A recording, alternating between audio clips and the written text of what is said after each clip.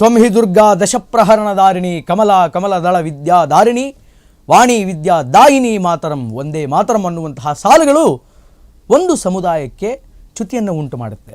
ಭಾರತದ ರಾಷ್ಟ್ರಗೀತೆ ಯಾವುದು ಅಂತ ಕೇಳಿದರೆ ಎಳೆ ಮಗು ಕೂಡ ಜನಗಣಮನ ಅಂತ ಹೇಳುತ್ತೆ. ಬಂಕಿಮಚಂದ್ರರು ಒಂದೇ ಮಾತರಂ ಹಾಡನ್ನು ರಚನೆ ಮಾಡಿದ್ರು. ಆ ಒಂದೇ ಮಾತರಂ ಹಾಡನ್ನು ಭಾರತದ ಎಲ್ಲ ಪ್ರಜೆಗಳು ಕೂಡ ಈ ಹಿಂದೆ ರಾಷ್ಟ್ರಗೀತೆ ಅಂತ ಪರಿಗಣಿಸಿ ಅದನ್ನು ಹಾಡೋಕೆ ಪ್ರಾರಂಭ ಮಾಡಿದರು. ಯಾವಾಗ ಸ್ವಾತಂತ್ರ್ಯ ಚಳವಳಿ ಪ್ರಾರಂಭ ಆಯಿತು ಆಗ ಒಂದಿಷ್ಟು ಗುಂಪುಗಳು ಬೇರೆ ಆಗಿ ಆ ಒಂದೇ ಮಾತರಂನಲ್ಲಿ ಒಂದಿಷ್ಟು ಹುಳುಕುಗಳನ್ನು ಹುಡುಕುವಂತಹ ಪ್ರಯತ್ನವನ್ನು ಯಥಾಮತಿ ಪ್ರಯತ್ನವನ್ನು ಮಾಡೋದಕ್ಕೆ ಪ್ರಾರಂಭ ಮಾಡಿದರು. ಹಿಂದೂಸ್ತಾನ ಪಾಕಿಸ್ತಾನ ಅಂತ ಬೇರೆ ಬೇರೆ ಆಗಿ ಪ್ರತ್ಯೇಕ ರಾಷ್ಟ್ರವನ್ನು ಮಾಡಿಕೊಂಡ್ರು. ಯಾವುದರ ಮೇಲೆ? ಧರ್ಮದ ಆಧಾರದ ಮೇಲೆ. ಈ ಹಿಂದೆ ಕಲ್ಕತ್ತಾದಲ್ಲಿ ನಡೆದಂತಹ ಒಂದು ಕಾಂಗ್ರೆಸ್ ಅಧಿವೇಶನದಲ್ಲಿ ಮೊಹಮ್ಮದ್ ಜಿನ್ನಾ ಈ ಒಂದೇ ಮಾತರಂ ಹಾಡಿಗೆ ಬಹಳ ತೀವ್ರವಾಗಿ ವಿರೋಧವನ್ನು ವ್ಯಕ್ತಪಡಿಸ್ತಾರೆ. ಕಾಂಗ್ರೆಸ್ಸಿನ ಪ್ರಮುಖ ಲೀಡರ್ ಆಗಿರ್ತಕ್ಕಂತಹ ಜವಾಹರ್ಲಾಲ್ ನೆಹರೂರವರು ಒಂದೇ ಮಾತರಂ ಹಾಡನ್ನು ಬಹಿರಂಗವಾಗಿ ಹಾಡೋದನ್ನು ನಿಲ್ಲಿಸ್ತಾರೆ. 150 ವರ್ಷಗಳ ನೆನಪಿನಲ್ಲಿ ಒಂದೇ ಮಾತರಂ ಗೀತೆಯ ಬಗ್ಗೆ, ಒಂದೇ ಮಾತರಂ ಗೀತೆಯ ಇತಿಹಾಸದ ಬಗ್ಗೆ, ಆ ಗೀತೆಗೆ ಆದಂತಹ ಅಪಮಾನದ ಬಗ್ಗೆ, ಬಂಕಿಮಚಂದ್ರರಿಗೆ ಆದಂತಹ ಅಪಮಾನದ ಬಗ್ಗೆ ನಿನ್ನೆ ಸದನದಲ್ಲಿ ಮೋದಿ ಕಿಡಿಕಾರಿದರು. ಇಸ್ಲಾಂ ಧರ್ಮದ ಜನರ ಓಲೈಕೆಗಾಗಿ ಒಂದೇ ಮಾತರಮ್ಮನ್ನು ಕೈಬಿಡಲಾಯಿತು. ಮಹಾತ್ಮ ಗಾಂಧಿಯವರು ಪ್ರಶಂಸೆ ಮಾಡಿದಂತಹ ಗೀತೆಯನ್ನು ಅವತ್ತಿನ ಅವರ ಸಮಕಾಲದ ಕಾಂಗ್ರೆಸ್ ಲೀಡರ್ಗಳೇ ವಿರೋಧ ಮಾಡಿದ್ದು ವಿಷಾದನೀಯ ಅಂತ ಮೋದಿ ನಿನ್ನೆ ಸದನದಲ್ಲಿ ಕಿಡಿಕಾರಿದರು. ನೆಹರು ಮೇಲೆ ಏನು ಆರೋಪಗಳನ್ನು ಮಾಡ್ತಾ ಇದ್ದೀರಿ, ಹುಸಿ ಆರೋಪಗಳನ್ನು ಮಾಡ್ತಾ ಇದ್ದೀರಿ, ಅದಕ್ಕೆಲ್ಲ ಒಂದು ಇತಿಶ್ರೀ ಹಾಡುಬಿಡೋಣ, ಅದಕ್ಕೆಲ್ಲ ಒಂದು ಮಂಗಳ ಹಾಡುಬಿಡೋಣ. ಆದ್ದರಿಂದ ಆ ಪಟ್ಟಿಗಳನ್ನು ತಂದುಬಿಡಿ, ನೆಹರು ನಿರ್ದೋಷಿ ಅಂತ ನಾನು ಪ್ರೂವ್ ಮಾಡ್ತೀನಿ ಅಂತ ಹೇಳಿ ಮೋದಿಯವರ ಮಾತಿಗೆ ವಿರೋಧವಾಗಿ ಪ್ರಿಯಾಂಕಾ ವಾದ್ರಾ ಅವರು ಚಾಟಿಯನ್ನು ಬೀಸ್ತಾರೆ. ಒಂದೇ ಮಾತರಂ ಹಾಡನ್ನು ಜಗತ್ತಿಗೆ ಕೊಟ್ಟಂತಹ, ಭಾರತದ ಸತ್ವವನ್ನು ಸಾರಿದಂತಹ ಗೀತೆಯನ್ನು ಮುಂದೆ ಇಟ್ಟುಕೊಂಡು ಅವತ್ತು ಇಂದಿರಾ ಗಾಂಧಿಯವರು ಎಮರ್ಜೆನ್ಸಿಯನ್ನು ಹೇರಿದರು. ಮೋದಿ ಒಂದೇ ಮಾತರಮನ್ನು ಪೂರ್ತಿಯಾಗಿ ಹಾಡುವಂತಹ ಯೋಜನೆ ಏನಾದರೂ ತರ್ತಾರಾ? ನಮಸ್ಕಾರ, ರೆಬಲ್ ಟಿವಿಯ ವಿಶೇಷ ಕಾರ್ಯಕ್ರಮಕ್ಕೆ ಸ್ವಾಗತ. ನಾನು ಶ್ರೀನಿವಾಸ್ ವೈದ್ಯ. ಭಾರತದ ರಾಷ್ಟ್ರಗೀತೆ ಯಾವುದು ಅಂತ ಕೇಳಿದರೆ ಎಳೆ ಮಗು ಕೂಡ ಜನಗಣಮನ ಅಂತ ಹೇಳುತ್ತೆ.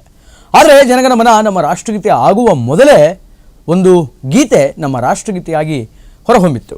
ಯಾವುದು ಅಂತ ಕೇಳಿದರೆ ಬಂಕಿಮಚಂದ್ರರು ರಚನೆ ಮಾಡಿರ್ತಕ್ಕಂತಹ ಒಂದೇ ಮಾತರಂ.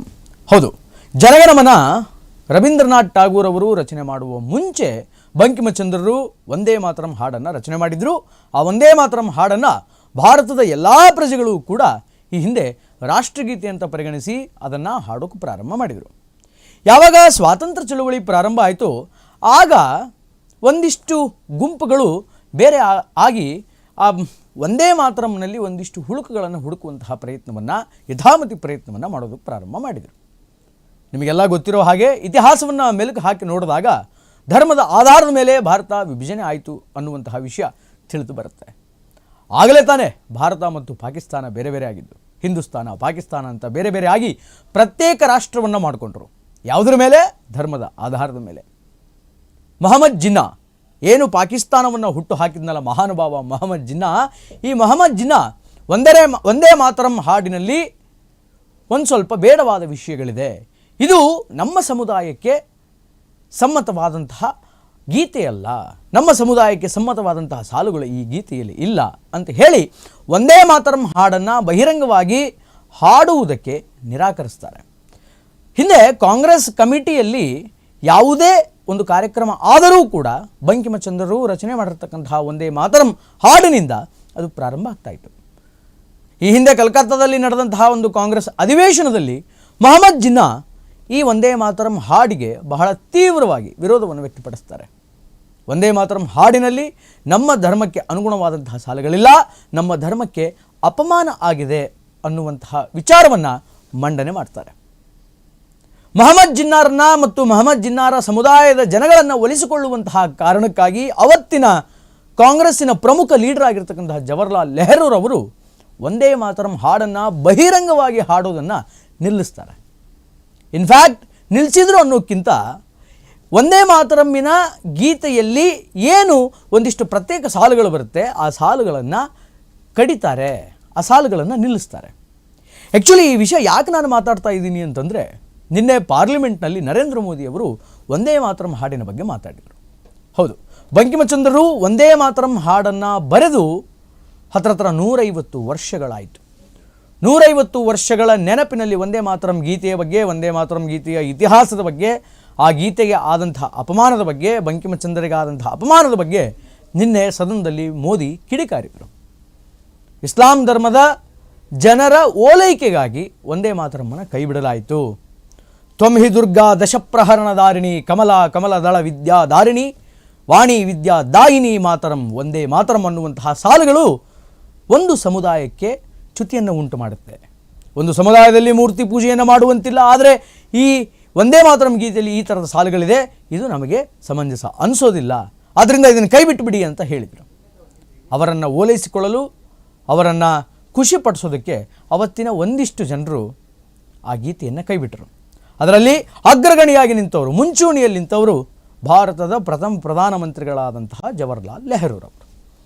ವಂದೇ ಮಾತರಮ್ಮನ್ನು ಕೈ ಬಿಡೋದಕ್ಕೆ ಕಾಂಗ್ರೆಸ್ಸಿನ ಮತ್ತು ಕಾಂಗ್ರೆಸ್ಸಿನ ಹಿರಿಯ ನಾಯಕರು ಮೂಲ ಕಾರಣ ಅಂತ ಮೋದಿ ಕಿಡಿಕಾರಿದರು. ಇದರ ಜೊತೆಗೆ ಅವತ್ತು ಕಾಂಗ್ರೆಸ್ಸಿನ ಮುಂಚೂಣಿಯಲ್ಲಿದ್ದಂಥವರು ಮಹಾತ್ಮ ಗಾಂಧಿಯವರು 1907ರಲ್ಲಿ 1907ನಲ್ಲಿ ವಂದೇ ಮಾತರಂ ಗೀತೆಯನ್ನು ಅತ್ಯಂತ ಶ್ಲಾಘನೆಯಿಂದ ಸ್ವೀಕರಿಸಿದವರು ಒನ್ ಆ್ಯಂಡ್ ಓನ್ಲಿ ಇವತ್ತು ಯಾರನ್ನು ನಾವು ಮಹಾತ್ಮ ಅಂತ ಕರಿತೀವಿ, ದಟ್ ಮಹಾತ್ಮ ಗಾಂಧಿ. ಅಂತಹ ಮಹಾತ್ಮ ಗಾಂಧಿಯವರು ಒಪ್ಪಿದಂತಹ, ಅಂತಹ ಮಹಾತ್ಮ ಗಾಂಧಿಯವರು ಪ್ರಶಂಸೆ ಮಾಡಿದಂತಹ ಗೀತೆಯನ್ನು ಅವತ್ತಿನ ಅವರ ಸಮಕಾಲದ ಕಾಂಗ್ರೆಸ್ ಲೀಡರ್ಗಳೇ ವಿರೋಧ ಮಾಡಿದ್ದು ವಿಷಾದನೀಯ ಅಂತ ಮೋದಿ ನಿನ್ನೆ ಸದನದಲ್ಲಿ ಕಿಡಿಕಾರಿದರು. ಅದಾದ ಮೇಲೆ ಯಾವಾಗ ವಿಭಜನೆ ಆಗಬೇಕು ಅಂತ ನಿರ್ಧಾರ ಆಯಿತು, ಆಗ ಸಂಪೂರ್ಣವಾಗಿ ಗೀತೆಯನ್ನು ಕೈಬಿಡಲಾಯಿತು. ಸರಿ, ವಿಭಜನೆ ಆದಮೇಲಾದರೂ ಅಂದರೆ ಪ್ರತ್ಯೇಕ ರಾಷ್ಟ್ರ ಆಗಿಬಿಡ್ತಾರೆ ಧರ್ಮದ ಆಧಾರದ ಮೇಲೆ, ಅವರು ವಂದೇ ಮಾತರಂ ಬೇಡ ಅಂತ ಹೇಳಿದರು. ಅದರ ಜೊತೆಗೆ ಇನ್ನೂ 108 ರೂಲ್ಸ್ ಆ್ಯಂಡ್ ರೆಗ್ಯುಲೇಷನ್ಸ್ಗಳನ್ನು, ಟರ್ಮ್ಸ್ ಆ್ಯಂಡ್ ಕಂಡೀಷನ್ಸ್ಗಳನ್ನು ಹಾಕ್ಕೊಂಡ್ರು, ಪ್ರತ್ಯೇಕ ದೇಶದ ಬೇಡಿಕೆಯನ್ನು ಇಟ್ಟರು. ಅದೆಲ್ಲ ಆದ ನಂತರವೂ ಕೂಡ ಪ್ರತ್ಯೇಕ ಧರ್ಮದ ಆಧಾರದ ದೇಶವನ್ನು ನಿರ್ಮಾಣ ಮಾಡಿದ ಮೇಲೂ ಕೂಡ ವಂದೇ ಮಾತರಮ್ಮನ್ನು ಹಾಡಲಿಲ್ಲ.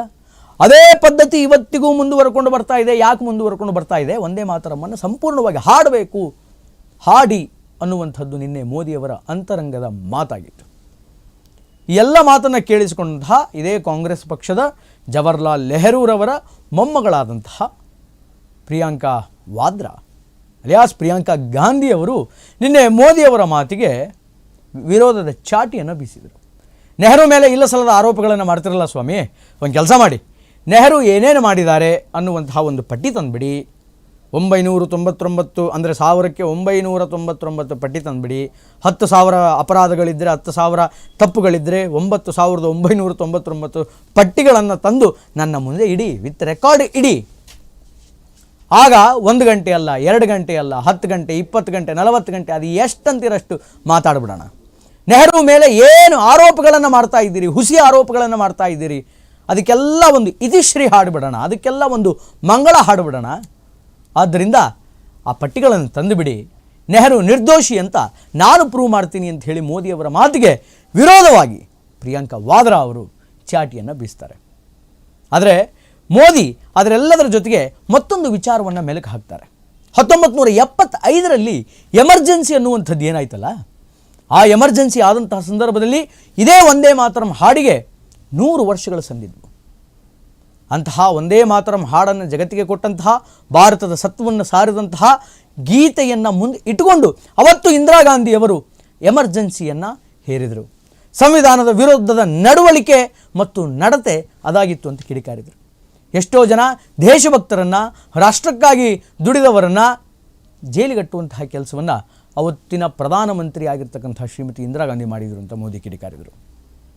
ಗೊತ್ತಿಲ್ಲ, ವಂದೇ ಮಾತರಂ ಕೀರ್ತನೆ ಅಂದರೆ ವಂದೇ ಮಾತರಂ ಅನ್ನುವಂತಹ ಒಂದು ಗೀತೆ ರಚನೆ ಆಗಿ 150 ವರ್ಷ ಆಯಿತು. ಮೋದಿ ಅಧಿಕಾರಕ್ಕೆ ಬಂದ ಮೇಲೆ ಹರ್ ಘರ್ ಜೆಂಡಾ, ಮಗದೊಂದು ಸ್ವಚ್ಛ ಭಾರತ ಅಭಿಯಾನಗಳು, ಈ ಹಿಂದೆ ಏನೇನು ಸ್ಟ್ರಕ್ ಆಗಿತ್ತಲ್ಲ ಅಭಿಯಾನಗಳು, ಆ ಎಲ್ಲ ಅಭಿಯಾನಗಳನ್ನು ಮುಂದುವರಿಸಿಕೊಂಡು ಹೋಗ್ತಾ ಇದ್ದಾರೆ. ವಂದೇ ಮಾತರಂಗೆ ಬ್ರೇಕ್ ಬಿದ್ದು ಸುಮಾರು ವರ್ಷಗಳಾಯಿತು. ಇವತ್ತಿಗೂ ಕೂಡ ಕೆಲ ಪ್ರಾಂತಗಳಲ್ಲಿ, ಕೆಲ ಭಾಗಗಳಲ್ಲಿ, ಕೆಲ ವೇದಿಕೆಗಳಲ್ಲಿ ಮಾತ್ರ ವಂದೇ ಮಾತರಂ ಹಾಡನ್ನು ಹಾಡಲಾಗುತ್ತೆ. ಅದು ಅರ್ಧ ಹಾಡಲಾಗುತ್ತೆ. ಒಂದಿಷ್ಟು ರೆಸ್ಪೆಕ್ಟಿವ್ ಸೆಲೆಕ್ಟಿವ್ ಚರಣಗಳನ್ನು ಇಟ್ಟುಕೊಂಡು ಮಾತ್ರ ವಂದೇ ಮಾತರಂ ಹಾಡುವಂತಹ ಪದ್ಧತಿ ಇವತ್ತು ನಮ್ಮ ಮಧ್ಯೆ ಇದೆ. ಮುಂದಿನ ದಿನಮಾನಗಳಲ್ಲಿ ಮೋದಿ ವಂದೇ ಮಾತರಮನ್ನು ಪೂರ್ತಿಯಾಗಿ ಹಾಡುವಂತಹ ಯೋಜನೆ ಏನಾದರೂ ತರ್ತಾರಾ, ಅಥವಾ ಕೈಬಿಟ್ಟ ಸಾಲುಗಳನ್ನು ಹಿಡಿದು ಮತ್ತೆ ಆ ಸಾಲುಗಳು ಭಾರತದಲ್ಲಿ ಪ್ರತಿಧ್ವನಿಸುತ್ತಾ ಅನ್ನುವಂಥದ್ದನ್ನು ನಾವು ಮತ್ತು ನೀವು ಕಾದು ನೋಡಬೇಕು. ಒಟ್ಟಾರೆಯಾಗಿ ಇದು ಇವತ್ತಿನ ವಿಶೇಷ. ನಿರಂತರ ಸುದ್ದಿಗಾಗಿ ನೋಡ್ತಾ ಇರಿ ರೆಬೆಲ್ ಟಿವಿ. ನಮಸ್ಕಾರ.